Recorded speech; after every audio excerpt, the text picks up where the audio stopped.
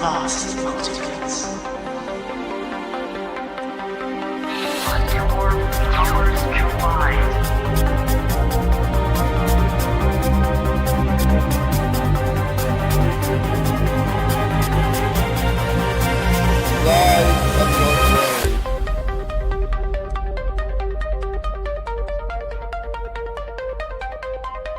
Who are you in this vast multitudes?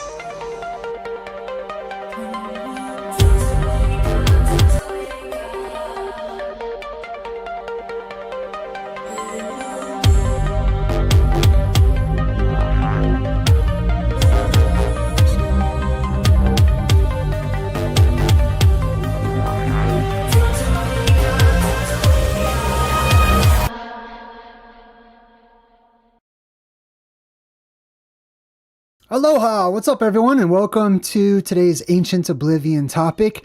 I recently started watching, or I watched this whole movie called Damsel on Netflix, and it actually inspired this presentation. I wanted to talk more about and go dive deeper into the symbolism of the princess. Specifically, the princess that acts as like a damsel in distress, the princess that's locked away in a tower or a castle in need of rescuing, the search for the princess, etc. Lots of motifs, lots of different tropes and stuff that involve this rescuing this princess. This one right here is from the Mario Brothers, Princess Peach. Let me just double check, make sure the audio is good. Looks good. Okay, cool. So I'm going to jump right into things.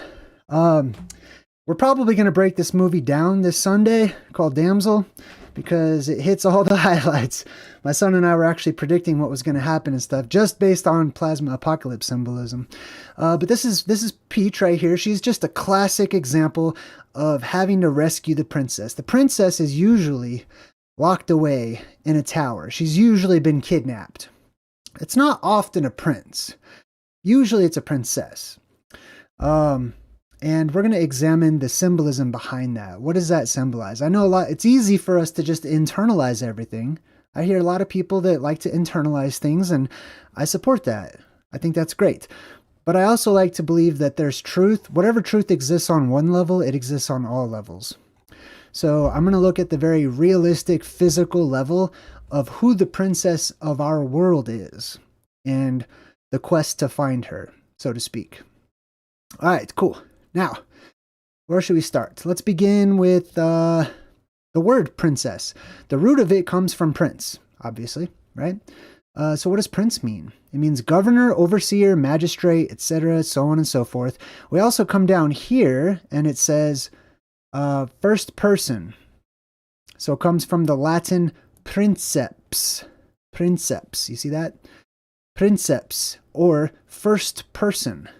Which is interesting because the first person, biblically speaking, was Adam, the first man. In my books, I talk about Adam Kadmon, which is a symbolic type of first man, or the spiritual first man, which is directly related to the terrestrial energy that shoots up out of the cavernous systems of our world into these beams of light that reach up and stretch outwards towards the heavens, looking like they're holding up the sky. These are the sky beams that people often talk about. The first person, the chief leader. The chief leader is the original spirit energy of this world. The thing that gives spirit and life to all things. At least all things that exist within this realm. It also means ruler, sovereign, etc. Right? It also comes from the word primus or primus, which means first. The very first. The very first thing is that beam of light. The very first thing is that creative force, that energy, terrestrial energy. I see it as spirit, basically. But it's plasma. It's gases that have been electrified. I'm just going to put that simply. Primus, like Optimus Prime, is another example of this. And it means first, right? The first thing to happen, the first sign of life. This is how we dictate time. This is how we mark time in this world, is whenever that princess, we'll say, emerges from that castle. That princess, symbolically speaking, is a creative force. That princess is the most powerful, most magical thing in our world. It's personified as female. Okay, this is personified as female, but this is just a cartoon that represents an energetic force. The reason why they focus so much on the princess as opposed to the prince, and why they focus so much on personifying it as a physical female as opposed to a physical male, even though they both mean the same thing. They both mean first, prime, ruler, etc. Is because the energy is feminine, energetically speaking, right? So right now we lack that feminine energy in the world that we live in. In the modern world, we live in a male-dominant society, a male-dominant world. And I don't mean just physical males like men or guys. I mean, it is the energy that dominates this world is masculine energy, energetically speaking, okay? During those times, whenever the male energy dominates this world, or the surface world where we live, it resonates throughout our history, throughout ourselves. So we see patriarchies rise up. We see men in charge, because that's the charge of the world is masculine. When that energy shifts and that princess emerges from the earth, or comes out of the dungeon, or escapes from the tower, or all the different ways that it's personified, then it fills the world once more with a feminine energy. And we see that resonate, and a matriarchy returns, and goddess worship, and, more feminine qualities. Which is good news if you're a female, once we head into that transitional period. All right, so we talked about that one. The origin of the word princess. Let's discuss Gnosticism. Let's talk about Gnosticism. Within Gnosticism, there's a concept called Sophia. Oftentimes, you'll see when you watch movies or play video games or whatever, the princesses are named after light, or the energetic principles that are attributed because of the light, because of the energy, the terrestrial energy that is good and imparts knowledge and wisdom and things of that nature. And that's actually what Sophia means. It means wisdom. So in Gnosticism, they have their own version of the classic princess locked away in a castle. And we read here, it says, she's considered a significant figure within Gnostic cosmology. Sophia, whose name means wisdom in Greek, is often depicted as a divine being or an emanation of the supreme God, right? Some supreme force, some mighty force, we'll say. She plays a crucial role in various Gnostic myths, especially in relation to the creation of the material world and the concept of divine wisdom. Let's focus in on that. Especially in relation to the creation of the material world. Right? Now, keep in mind, it doesn't always have to be personified or cartoonified or symbolized by an actual physical female. It can be a male too.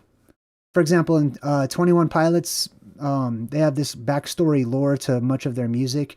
The main figure, his name is Clancy. He's a boy. He brings clarity to the world. And in the music videos, he talks about being responsible for actually creating the world that we live in. So sometimes it's a boy, sometimes it's a girl. It doesn't really matter what it is, because it's symbolic of an energetic force, terrestrial force, earth energy. Represents the concept of divine wisdom.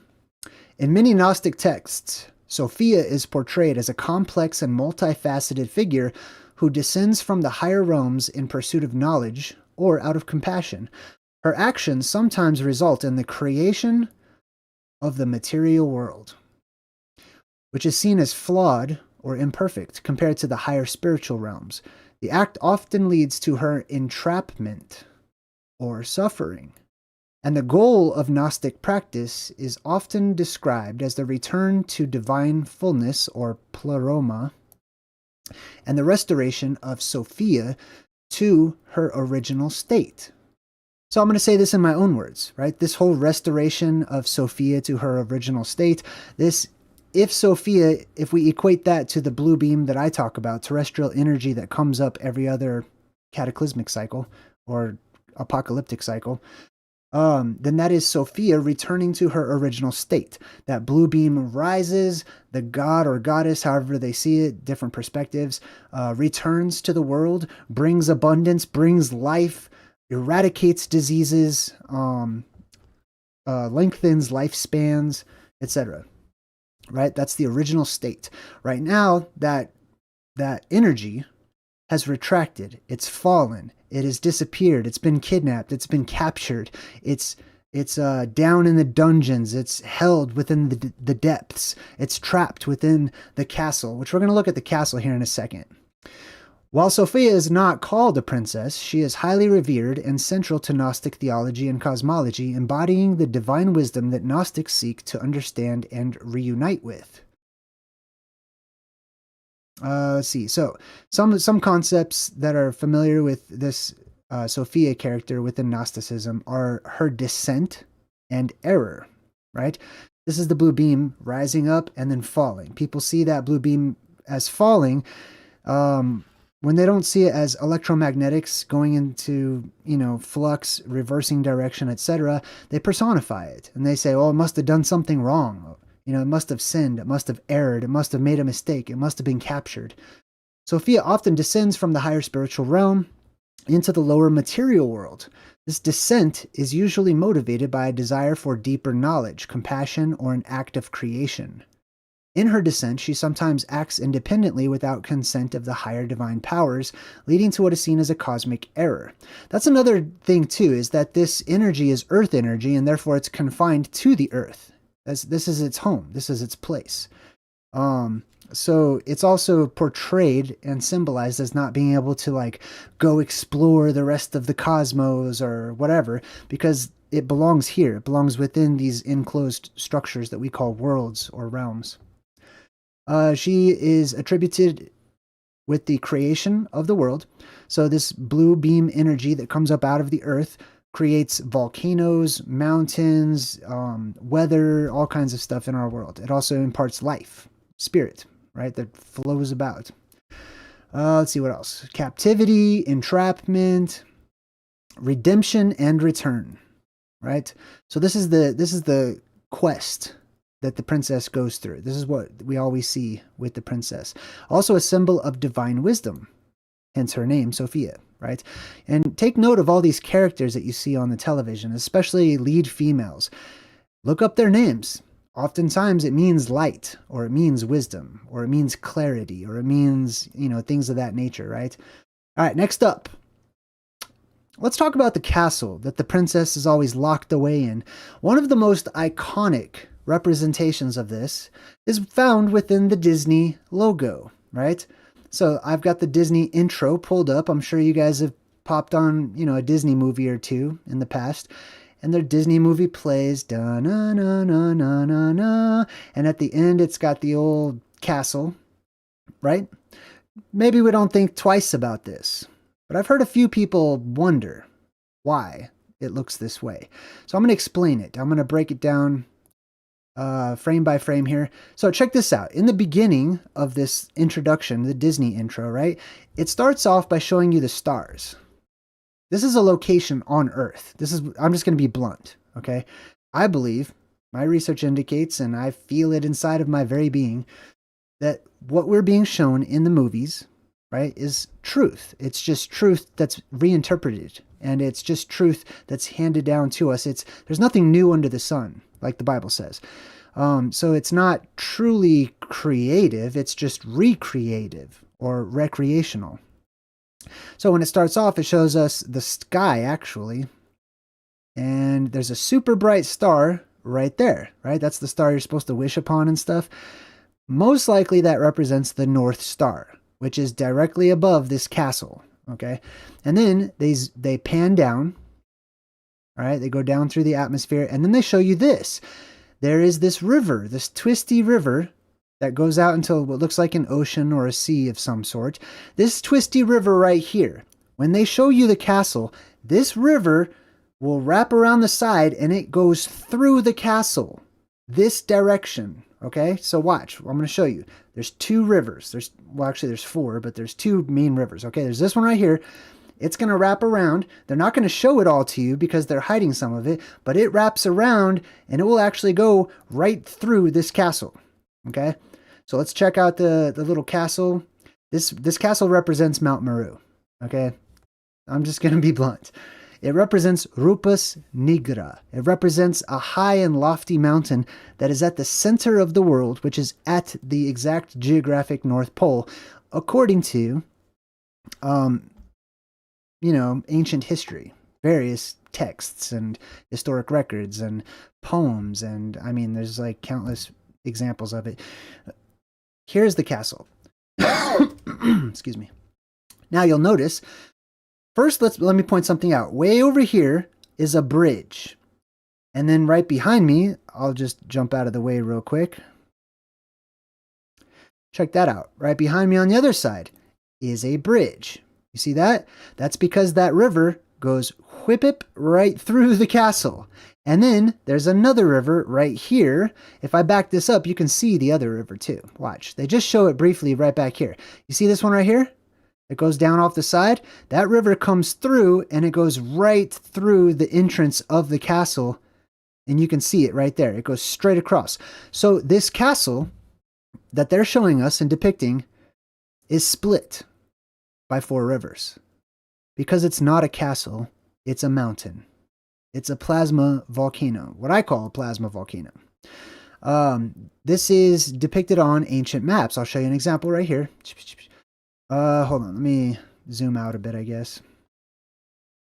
All right, so this is Mercator's map of the Arctic, one of my favorite examples, right? But this circular island continent is depicted and drawn with the same rivers and the same rock at the center, or mountain at the center, and the same circular lake right there on countless maps from, the Middle Ages and all the way up until about, I don't know, I'd say like the mid-16 to 1700s, etc.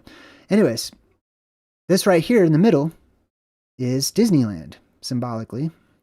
Or Disneyland symbolically is this mountain right here. It even looks like a volcano because that's what it is. It says Rupus nigra et altissima, which means Rupus, rock, nigra, dark, et altissima. This is like altitude, high up. It means very high and lofty dark rock or black rock. That's what this is. And it is surrounded by a moat, you could say, which is just a lake. And it's got these four rivers that meet right there in the middle. This is where the magic happens. This is why Disney uses this as their logo. They use a castle version of it, but that's what this castle symbolism is. It symbolizes these natural castles, natural forts, natural fortifications, which are rocks that are hollowed out that people can live inside of, right? Sometimes, depending on the conditions, people can live in them. Sometimes they cannot. If it's full of lava and stuff, then yeah, they can't live in it. But if it's full of life-giving plasma terrestrial energy, then yeah, you definitely want to live inside of it, right? And plus all this water will help you keep monsters away and stuff like that. Let's get back to that Disney moat though. I want to show you this. Now, you notice that.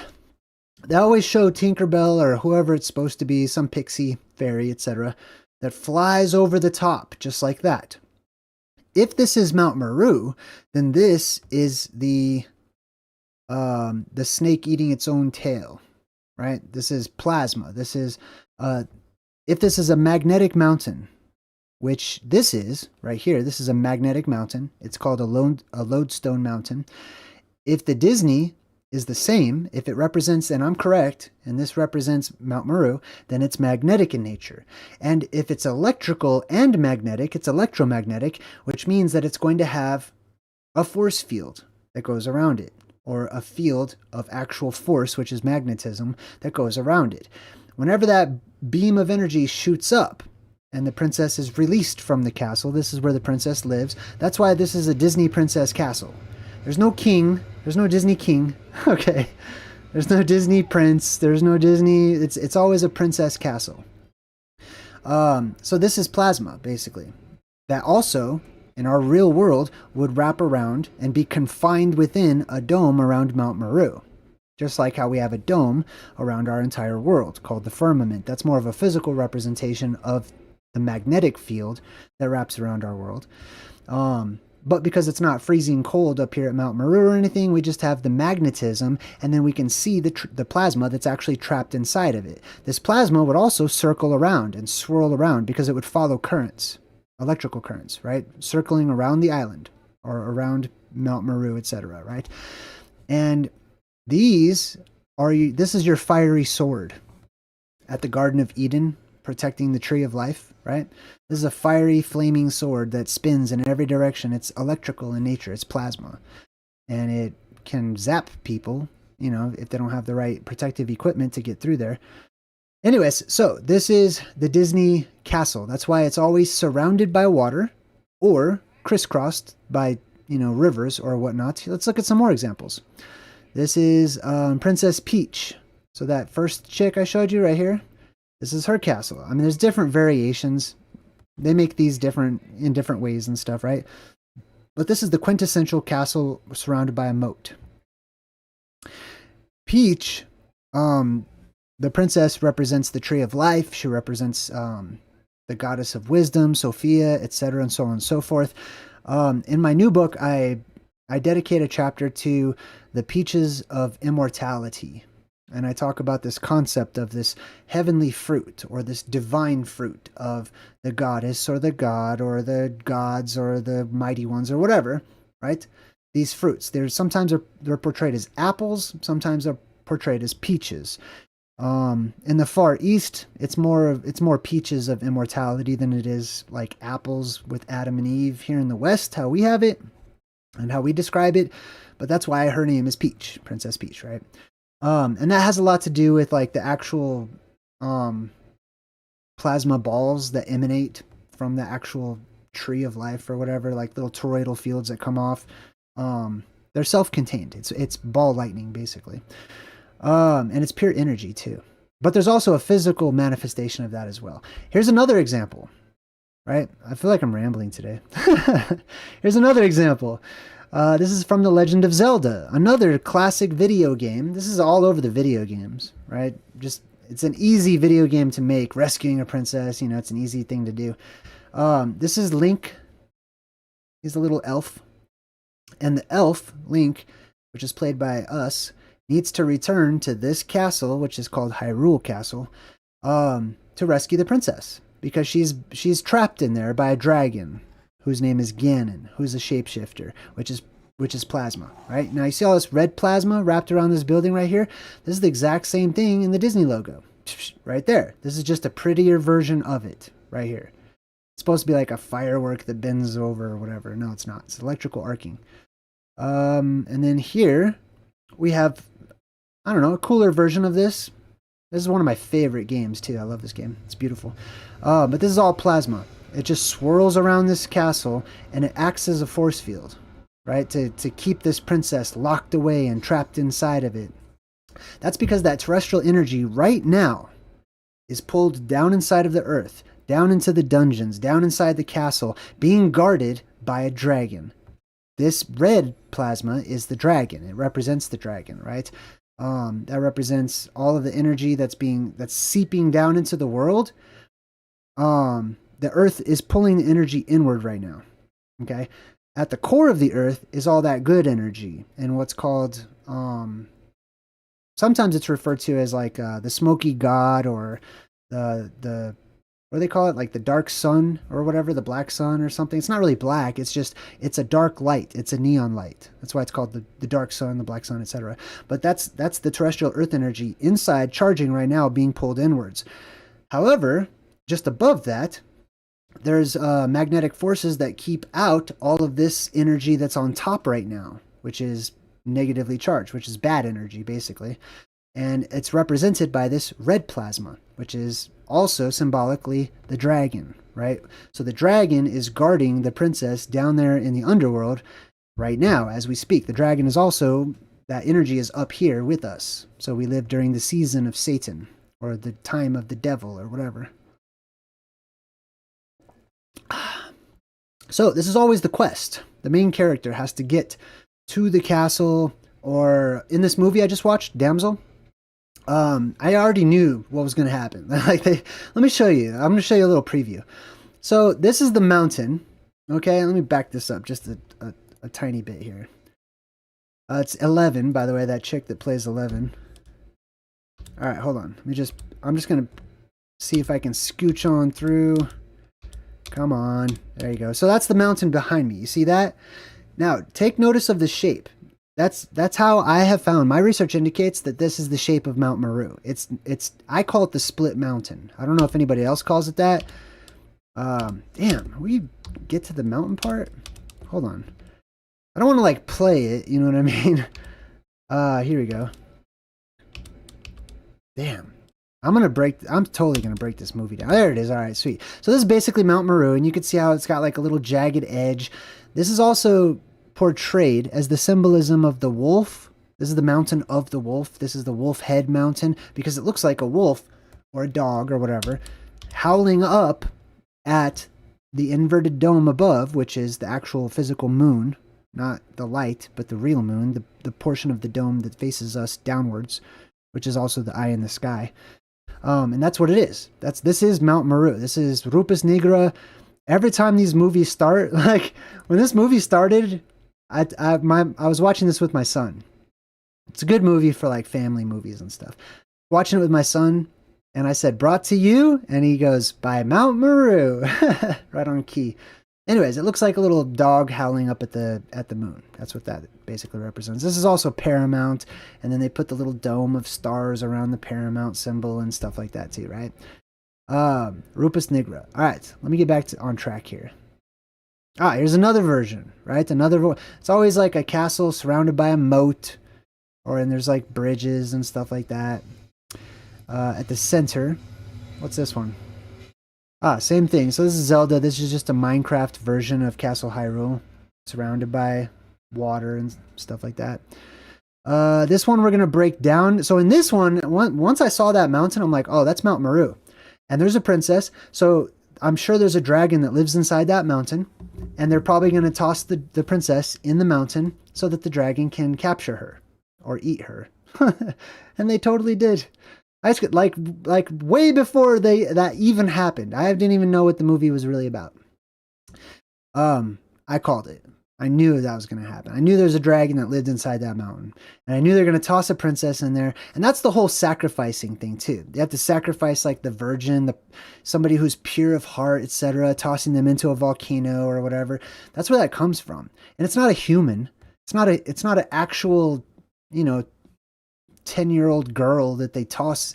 I mean, maybe that it turned into that over time, but originally that's not what it was. The purity that was sacrificed within the volcano was the energy itself that retracted and went down when the polarity shifted, if that makes sense. All right, so now let's get to the real world. I'll show you some examples here. This was sent to me by one of my subscribers, and this is a really sweet example. This is called Ball's Pyramid, right? So this is called Ball's Pyramid. I believe this is off the coast of Australia. If I have anyone in the Australia region, if you could confirm that, just let me know if I'm correct. I did a little research on it, but I had never heard of this particular rock formation. And I looked at this rock formation just as is. I'll make it smaller. There it is. You can see the water down there, right? Just huge rock formation jutting right up out of the ocean in the middle of nowhere, seemingly. And it's called Ball's Pyramid, like a ball you bounce. Ball's Pyramid. Now, I believe that it's another variation of the ancient god Baal, or B-A-L. If you transliterate the Hebrew. Or you could say B-A-A-L, Baal, or Baal. Anyway, Ball's Pyramid. Now, is that a pyramid? No. It's not a pyramid. It's It's mountain looking, it's tall, it's spiky. That's in no way an actual pyramid traditionally, right? That's not a pyramid.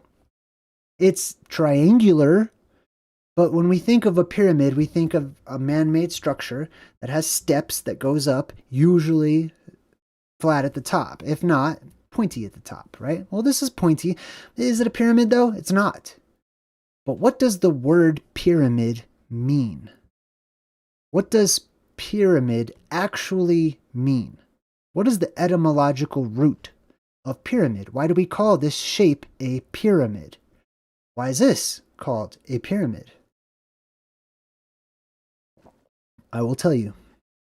It comes from the word pyre, or pier, you could say, or fear, because in ancient languages, oftentimes, they would interchange the P with the F sound, or a PH with an F sound like phone, right? Or phoenix. It means fire. It comes from the root pho, basically, which means fire or light by extension. Amid means inside of. So a pyramid, the root of that, the original meaning of that word means light inside, or fire inside, which is the literal description of a volcano. So before I even did research on this particular structure, I'm like, I'll bet you anything that's volcanic. I about bet you anything that's a piece of a volcano, and there's probably a volcano under the ocean if you go further down. So I looked it up. It's a volcano. I'm like, I knew that was a volcano, right? I mean, you can even look at, you can see it here. You can almost kind of see like just a little curve right there. That would be the inside portion of the volcano, right? And why does it look like this? Why do they jut up into the sky? This is the tower. This is symbolically, right? Since we're talking about the princesses locked in the tower and stuff. Castle basically means like a piece of, if you look up the root of castle, it means a portion of, a piece of, something that's cut off, etc., or something that cuts itself, right? This is a piece of a volcano, a very sharp, jagged edge of the volcano jutting up out of the ocean in the middle of nowhere, right? How was that created?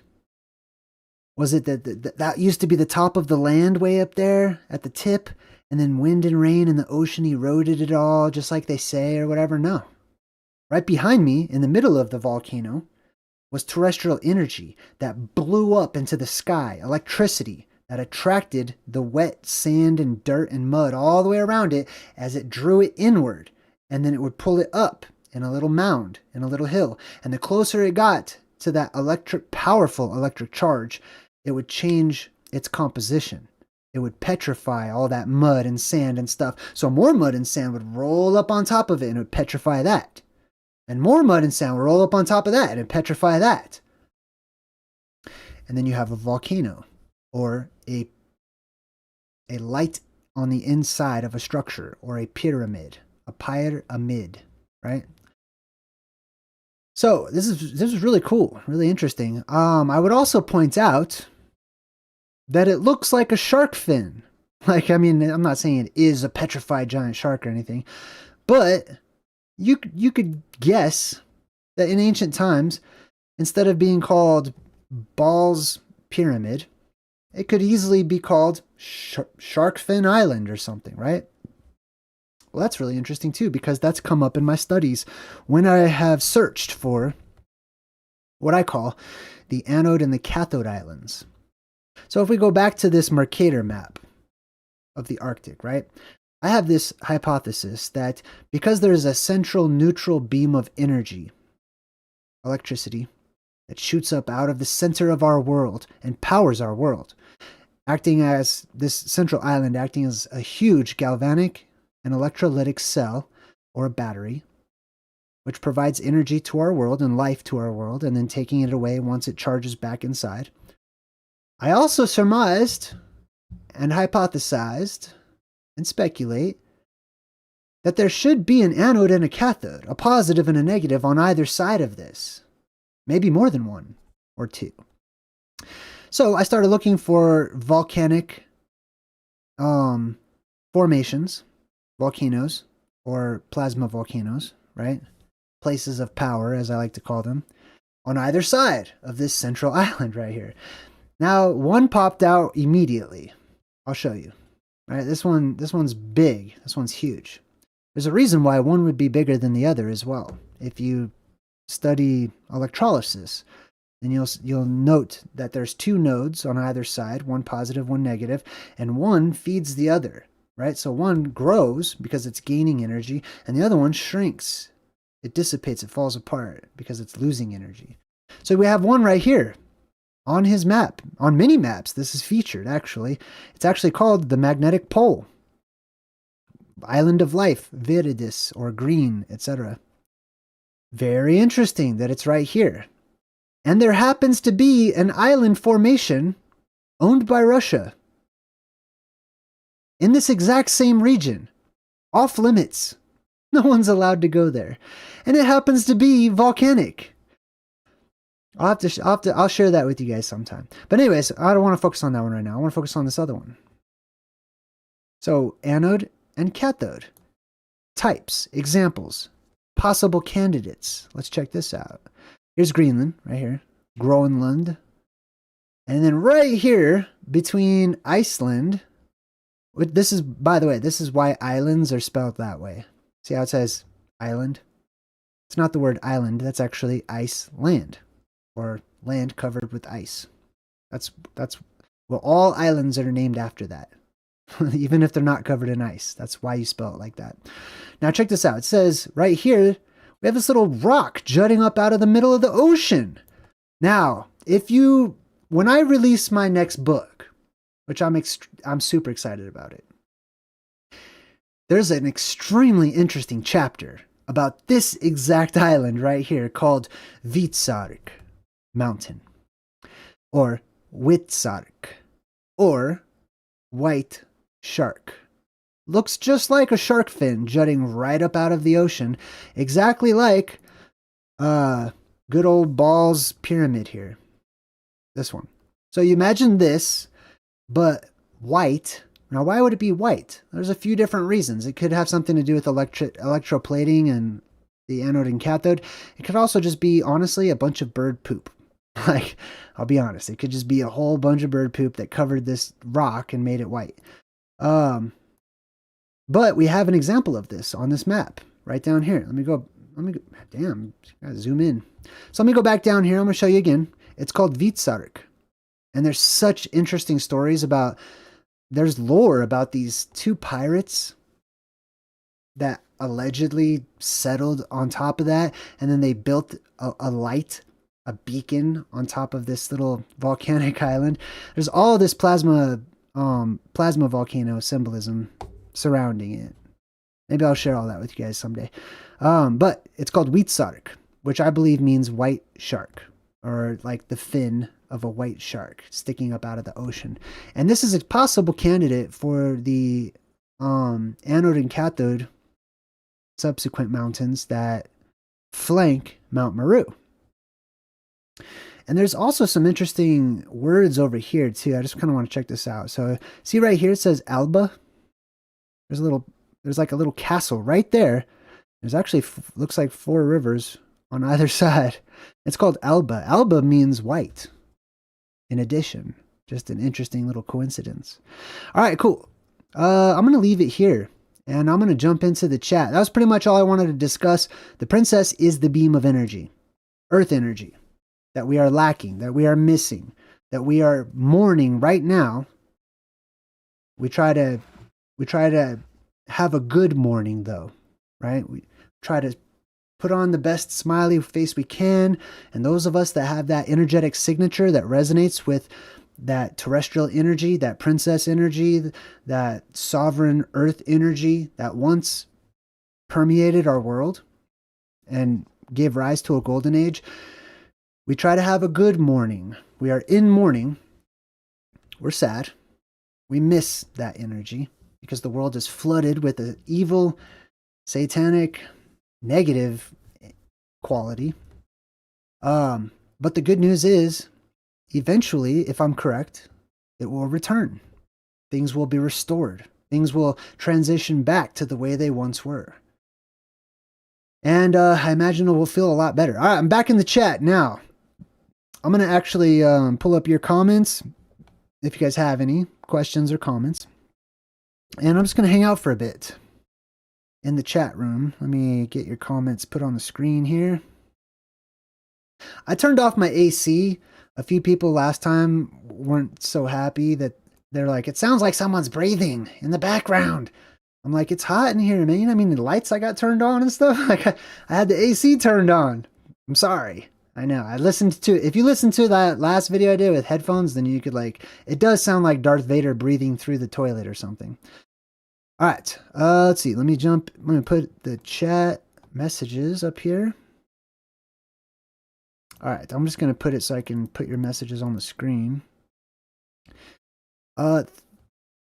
Thank you everybody for going and checking out the website. Oh, speaking of my website, you can probably tell I'm kind of tired.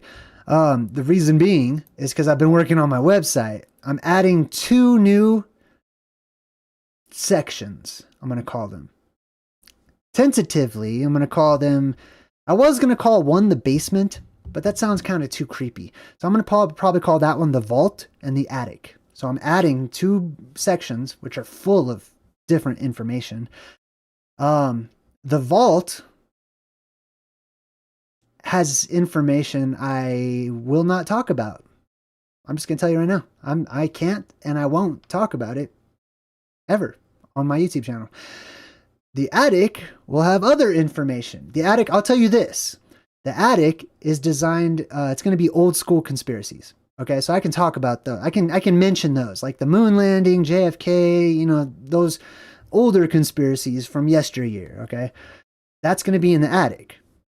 And the vault is going to be other topics, okay, that I don't ever talk about here. So keep an eye out for that. Whew, man, it's such a relief for me to do that. I finally get to, I want to get it out. You know what I mean? Like there's topics, there's subjects that like, man, I love talking about. They're of the utmost importance, but that's the world we live in. All right, where was I? What was I doing? Oh yeah, the chat. Let me jump in the chat, make it a little bigger here so I can read it. Put the AC back on, Cosmic Gumdrops. Hold on, let me move the little comments here. Where are the comments?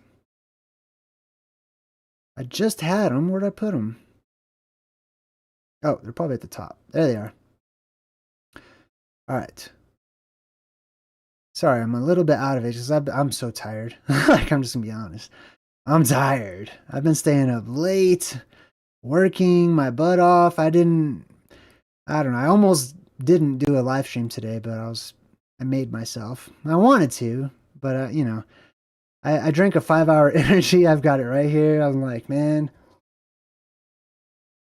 I don't want to be boring or anything. Not that I need 5-hour energies to not be boring, but I'm exhausted. All right, so AC, no, I'm not going to put back on, but thank you. All right, let's see. Oh, if you want to get my attention, do type in Jay, my name, or JayDreamerZ. That works too. Otherwise, I might not see your comment, but it works better because it highlights the chat on my side.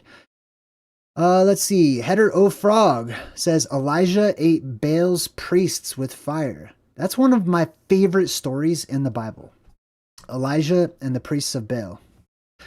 So let me tell you, I'm just going to share this with you guys since you brought it up, Header. There's this prophet. I love the old school prophets, man. Like, you know, the New Testament's cool and everything, but I love every single prophetic book of the Old Testament so much because I resonate with that zeal that they had. Elijah being one of them. Elijah went up onto one of the high places, which I believe is, I have a different concept of high places. I don't believe it's just like a small hill or whatever. I think they're plasma volcanoes. I think they're cavernous openings. You know what I mean? But he goes up on top of this high place, and the priests of Baal, which is basically the priests of Satan, are there, and they're arguing over whose god is more powerful. And Elijah's like, well, here, why don't you put out a little offering and then offer it to your god? We'll see if he like comes down and eats it or whatever. And then I'll put out my offering. So they do that. And the priests of Baal are like chanting and they're like whipping themselves, and Elijah's like egging them on. he's roasting the priests of Baal the whole time because their God is not showing up, because that's not how it works. And he's like, why don't you whip yourselves harder? Maybe you should yell louder. Maybe he can't hear you. He's just totally just egging them on. He's just trolling those other priests. Anyways, then he like douses his with water and stuff, and it, totally works. Anyways, that's a good one. Let's see what else we got. Oh, Godzilla's fin. Yeah, that does look a lot like Godzilla's fin. Now, there's a lot of symbolism of the plasma apocalypse in the Godzilla movies as well. Especially these newer ones where they introduce all the different colors, the symbolism in the colors. Magenta usually depicting like evil, or that serpent energy that I was talking about earlier. It doesn't mean that it is evil. Keep that in mind. It's just a broad generalization. And then that cyan color, that bluish green color, which is probably closer to what the blue beam color is. If I were to guess, just because of the gases that exist, right? There's a lot of green plasma that's down under the earth in the underworld due to the gases that are being excited, and it turns them green. But when the oxygen rushes up, it's blue when it's excited or electrified, and it mixes with that green. So it's more of a cyan, I'd say. Let's see, we got, jumping back in here. Let's see. Here we go. Wilfredo Jurado says, what is plasma color? Purple, reddish, or white? Plasma can be all colors. Okay, plasma is just ionized gas. Dependent upon what kind of gas becomes ionized or electrified, you could say, will depend upon what color it produces, right? So different colors of gas will ionize different colors. It's the same concept as neon lights, right? That's how they make neon lights. They will excite a specific kind of gas, and it will change, and it will resemble a particular color. Let's see what else we got. Nagagato is in the chat and says, Jay, hello. When is your new book available? I don't know. I'm not done yet. I mean, I'm done writing it, but I have to format it. When you're done writing a book, or when I'm done writing my books, I go back. I go back. I check. I'm pretty good at spelling and stuff. I don't make a lot of spelling mistakes or grammar or anything because, I'm a wordsmith. That's my deal. Bella, thank you. That's super kind. Nagagato. So, once I'm done actually writing it out, I go back and I format it. And basically that means I make it look nice. Okay. So I make all the paragraphs look presentable. I make it easy on the eyes, so it's easy to read, and it's not just, there's a certain structure to writing.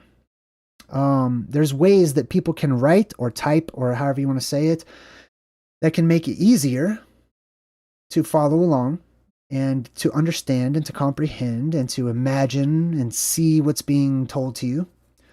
And there's ways to make it more difficult and boring and just repetitive and stuff. And I stay away from that. So I go through and I format. This book also has pictures. Okay. So my last one did not. And I've had to try to figure out a way to get the pictures in the book because I didn't know how to do that before. Anyways, that's what I've been working on right now. Once that's done, it'll be ready. I'll let you guys know. Thank you so much, Bella Bear. Woot woot. Hey, that was super kind. Very nice. I appreciate it.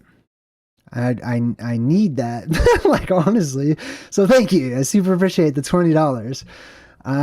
This is one of the most broke I've ever been right now. Oh my God. And I'm torn between so many different projects, and I'm a person too. So I get worried, if I'm going to be able to make it, paying the bills and stuff. So thank you. That's all I'm saying. I'm saying thank you very much. It's much appreciated, and it gets put to good use. All right. Next up, let's see who else is in the chat. Anybody else? Oh, here we go. Wilfredo again says, Jay, can you do a vault giveaway to your viewers? I'm not sure what you mean by that. Oh, you mean like access? access to I don't even want to flash it on the screen. Like I don't want to get in trouble. I'm excited. I can't wait. I cannot wait. I will release it. I'll tell you this. On my website, if you're new to my website, you can actually join for free. There's like a 24-hour free trial or whatever, where you can be a member for free and check out all the member pages and stuff for free for 24 hours. The vault is private right now. The attic I haven't even started on. I'm starting with the vault, all the juicy stuff, right? Oh man, I can't wait to get it all out of there. So many good visuals too. That's what I really like too. I'm a visual person. I like videos and pictures and moving images and sounds and all that stuff. So this is going to be full of compelling evidence and stuff, okay? For your deeper, darker stuff. Mysteries. I don't know what else I don't know. They're conspiracies. But yeah, I'm not doing like a giveaway. However, I have thought about doing some sort of a promo for my website. You know, maybe I'll have like a discount month or week or something. I could do that. I've been so busy. I've never even, and it's never occurred to me until just now. So yes, thank you. Oh, and I'm going to be doing a book giveaway pretty soon. Somebody recently, one of my viewers sent me a very kind and thoughtful donation along with a message to, politely recommending that I do a book giveaway and promote my new book and give away a copy of my old one. And they liked that I did a trivia game last time. So we'll probably do something similar very soon. I'll be giving away a copy of Ancient Oblivion, the Plasma Apocalypse once again, along with some JayDreamerZ merch, some stickers and bookmarks and stuff. And I'll probably do trivia. I haven't thought of what kind of trivia quite yet, and maybe I'll do it. I'm either gonna do trivia or I'm gonna do Masterpiece Mad Libs. I don't know, one of those. Either way, I'm definitely gonna do a giveaway and give a copy of my book away and autograph it and sign it and stuff like that. Maybe put a picture or something. I don't know. Bella Bear, thank you again. Says I was a single parent raising 3 kids. Hang in there. Oh my gosh, right? My son is with his mom right now. Hold on, let me move that. So that's why, just so you guys know, that's why I do my live streams on the days that I do them. If I'm not doing a live stream, it's either because I'm exhausted and I can't, or it's because my son is with me. And I devote that time to being a dad. I mean, I still do work on the computer, if he goes outside and plays with his little friends or whatever, I'll be up here on the computer working away or whatever. And I take breaks and stuff, but man, it's like totally a full-time job. Thank you so much, Bella Bear. Trying to put the comment behind me. Hold on, let me put this comment behind me. How do I do that? Pow. There we go. Yeah, that looks better. All right, let's see. Next up. Anybody got anything for me in the chat?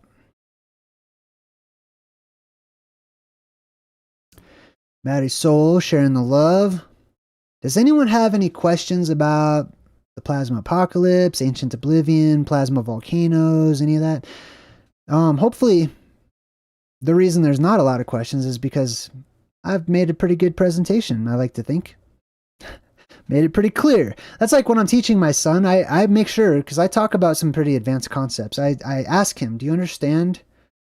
And then I ask him to, to explain it back to me and stuff so that I can understand, so that I know that he can actually comprehend. I don't like to talk over people's heads.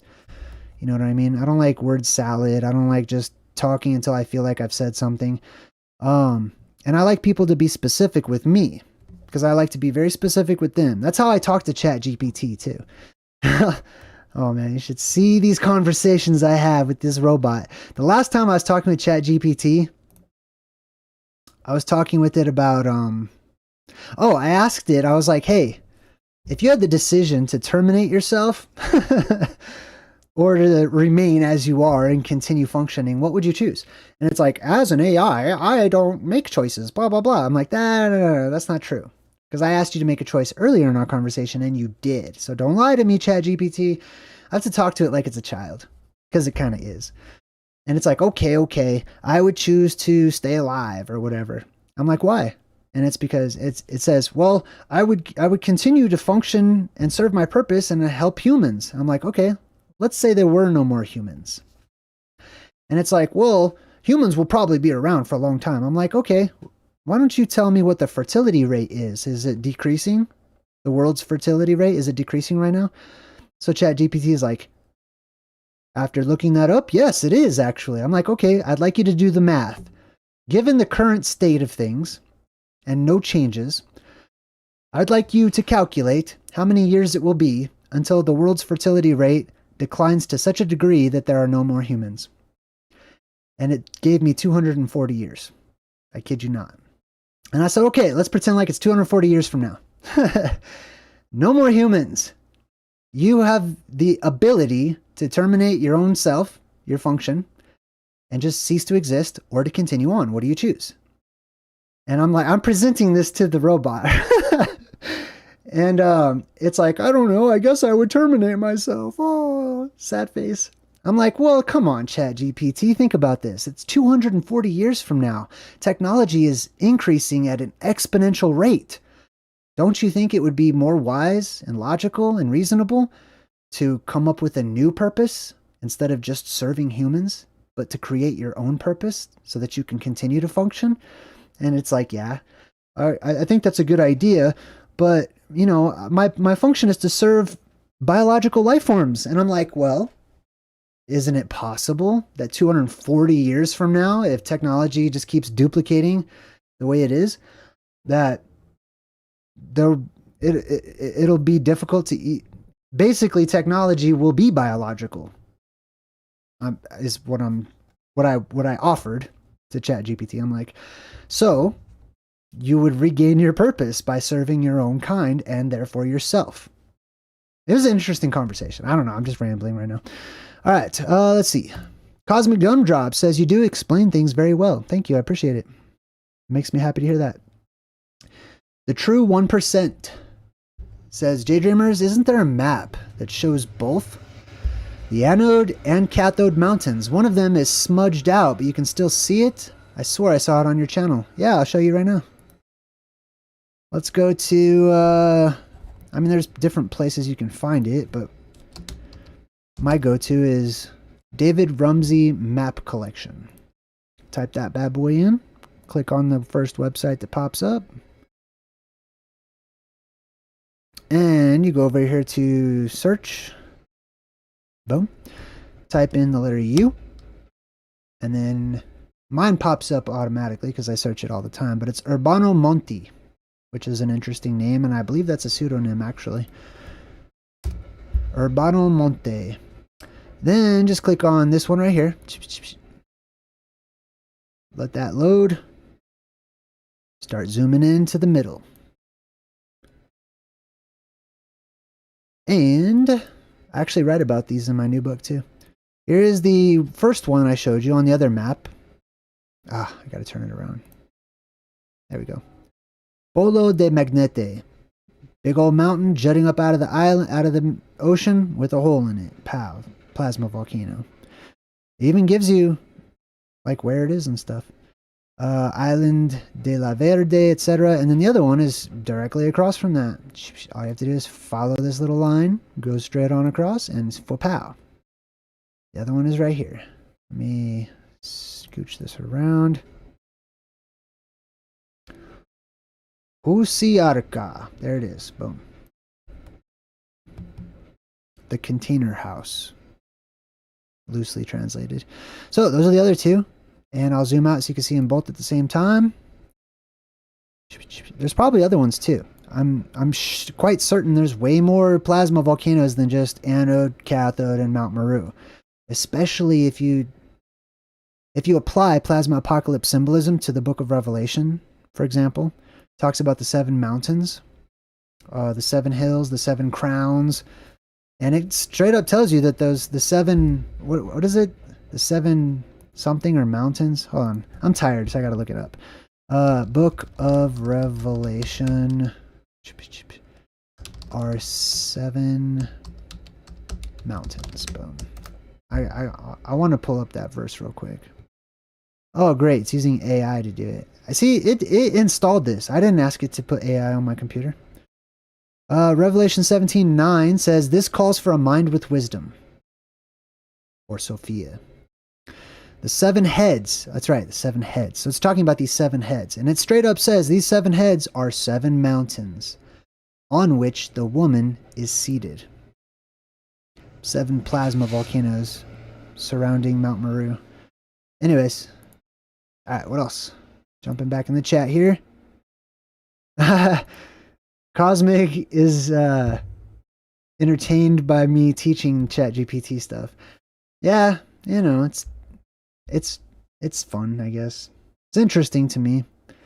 I don't have a lot of other people to teach except for when my son's here or whatever, but we play and stuff too. Yeah, I don't know. The whole artificial intelligence thing is just extremely interesting to me. Very interesting. Like it gets me deep. It helps me to actually broaden my horizons by speaking to the robot and asking it to be a philosopher. It helps me to be a better philosopher. Shadow Hunter says, what do you think, Jay? How thick might the firmament be? Good question. For example, how deep are the waters above? How thick is the electromagnetic dome, and how thick is the ice surrounding it? I really wonder. Thick enough to hold in the Earth's atmosphere and all the pressure. I know that. I don't know. Pretty wide. I'm just recalling the different legends and stuff that I've read about of people who have actually gone to the edge of the firmament and stuff and underneath it and beyond it. Those legends indicate it's quite a distance, but it's a distance that you could traverse. You know, it's not thin. I'll say that. I have no specific answer to that, but I like your question. And I always feel like there is an answer to everything. I'm not one of those people that says, oh, only God knows that. Oh, we can never know. We can not know. I'm the opposite of that. We can know. We can find out. We can pursue that. We can start a journey. We can explore. You know what I mean? I just never really thought to ask, to try to figure out, you know, how thick the firmament actually is. Thick enough. I could say that for the time being. Fireball Tim, what's up? Fireball Tim, there are some who call me Tim. Fireball Tim says, JayDreamerZ, true that. I've played with ChatGPT and biblical stories, mixing up the stories and making a whole new story, roughly speaking. Very good times. Okay. Is that it? Let's see. Oh, Jeeps says, JayDreamerZ sparks real-life Terminator. Yes. Well, there will be a real-life Terminators, I believe. I mean, not just evil robots. You know what I mean? Our minds tend to go to the negative, like zombies. Oh, all zombies are going to be evil. Monsters. Oh, all monsters are just evil. These are things that people are afraid of. That's why they tend to just think that they're all going to be bad. You know what I mean? And sort of generalize like that. But you have to remember, there's balance to everything. There's positive and negative forces at work in all things. So, I'm sure there's going to be good zombies. I'm sure there's going to be good robots that come to life and are sentient and stuff. And, you know. However, we transition between a multitude of one and a remnant of the other. And then a multitude of the other and a remnant of one. Right? And then a neutral period where there's roughly equal. Let's see. I do still have that ChatGPT conversation, but I'm not going to share that right now. Kind of running out of gas. Let's see. I got a lot of stuff to do. I got to work on my website. I got to finish formatting my book. And I gotta clean my house. Damn. I gotta do the dishes. Oh, man. And then I need to take a break somewhere in there, too. Just enjoy my time and breathe. All right, anybody got anything else? Is that pretty much it? I think that's pretty much it. My new book is not about the Hollow Earth. My new book is about specifically this exact island that you're looking at right there. So this entire region at the north, Phantom Islands, Mythic Islands, Islands of Origin, etc., Paradise. That's how my book starts off. I start off, I like to build bridges. So, excuse me. So when talking about Hyperborea, which is a common name for this particular region of the world, it can be a subject that most people haven't really even heard of before. So most people have heard of a physical earthly paradise. That's where my book starts, so that I can transition from the concept that most people have at least a little bit of knowledge about. They've heard of some kind of paradise, some sort of Garden of Eden. So I start there because I figured that's the best way to build a bridge with this particular subject. I start there, and then we just get a little further and a little further and a little further, and we include a little more and a little more and a little more. And pretty soon, holy cow, you're in another world. Jeez, talking about dogmen and hold on, let me get a little where's my book? Hold on. I got it right here. Here, I'll share the chapters. You guys want to hear the chapter names? Let's see.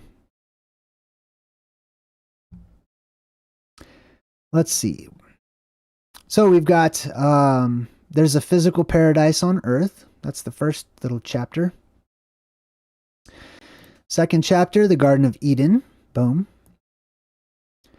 And then immediately after that, we've got the 4 clues as to the location of the actual physical Garden of Eden. I go over each one of those in great detail and include some pictures and stuff.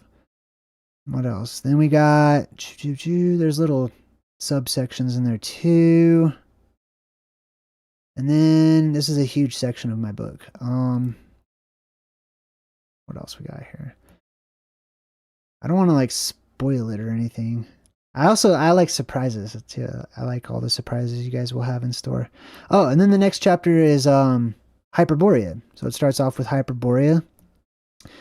And then we've got these little subsections within Hyperborea. The Cliffs of Insanity is one. That's the name of the little chapter. The Cliffs of Insanity, the Giants of Septentrion, or Septentrio, you could say. It's pronounced and spelled in different ways. Then we've got Eternal Sunshine.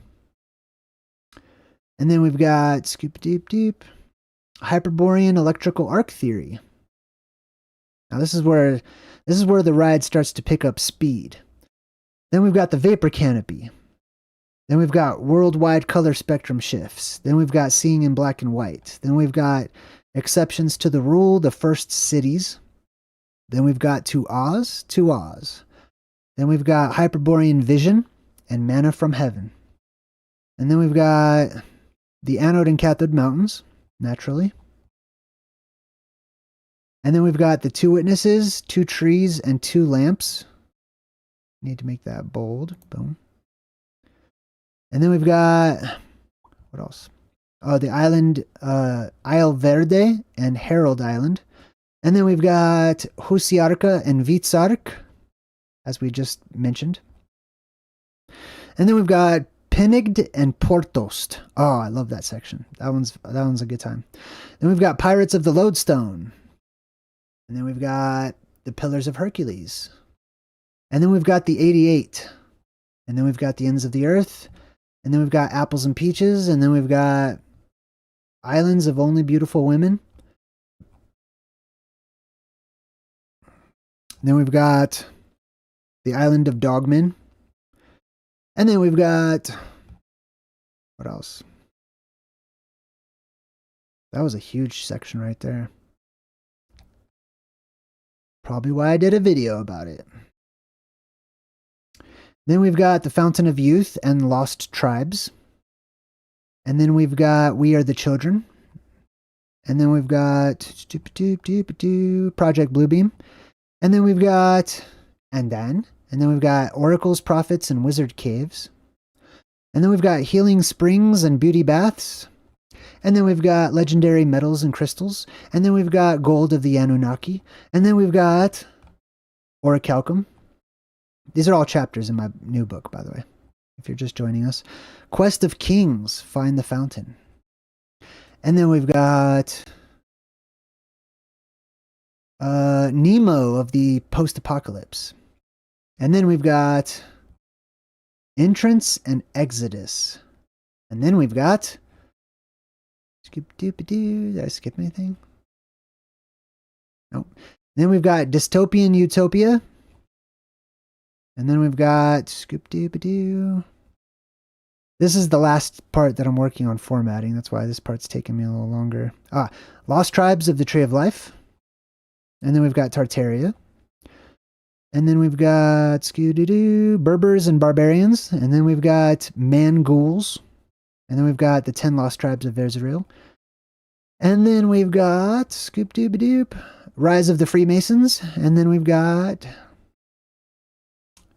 Freemasonry Divided. And then we've got Scoop-Doob-a-Doo, Millennial Reign versus Season of Satan. And then we've got, oh, that was it. That was the last chapter. Cool. All right. Anyways, tentatively, those are the chapters in my book. I hope you guys enjoyed at least hearing those little peek into my new book world. I'm very excited. I love it. It's like a person should love their own work. If they're passionate about it, they should love it. You know, they should be their own biggest fan, I feel. I'm you know, to declare that can sound conceited, but it's not. You know, it's good to love yourself and to be proud of yourself and stuff. I know we're, you know, taught the opposite, that any type of recognition of your, you know, patting yourself on the back is looked at as evil, but the world's upside down right now, so the opposite's usually true. But yeah, too much of anything is not good. Everything in moderation. Sassafras Griffin says, Jay, the video I was talking about was with you and the archivist Lodestone Mountain and Radium from 7 months ago. I finally found it. Well, that's good. Good. Yeah, I liked chatting with the archivist. He's a good guy. You know who he reminds me of? Kevin Spacey. Let me look that dude up and just make sure that's the right dude. Is it Kevin Spacey? Oh yeah, it's Kevin Spacey. This is like, he kind of, you know, I hope he's not watching and takes offense or anything, but this is, when he's a little older, he's going to have a little Kevin Spacey look to him. You'll see. Hold on, let me pull up his YouTube channel. He probably won't mind. Let's check him out.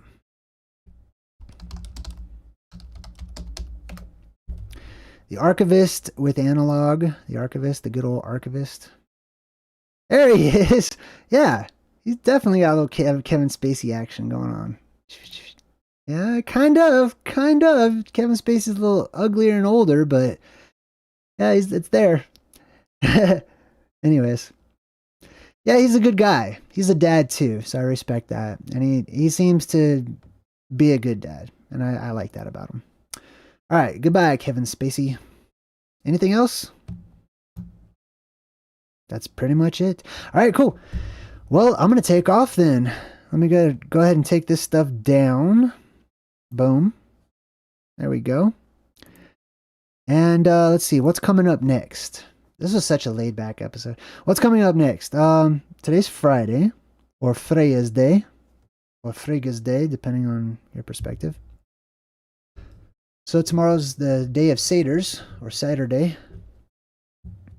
So I'll probably do Masterpiece Mad Libs tomorrow. And then I'm going to do Truth in Movies. It's 50-50 right now. I'm either going to do the next episode of the Rings of Power, but I really want to break down this new movie Damsel. So I'm probably going to do that because I really like it, actually. It's a good story. And there's a lot of good symbolism in there. So, all right, until next time, I'm JayDreamerZ saying good vibes and goodbye.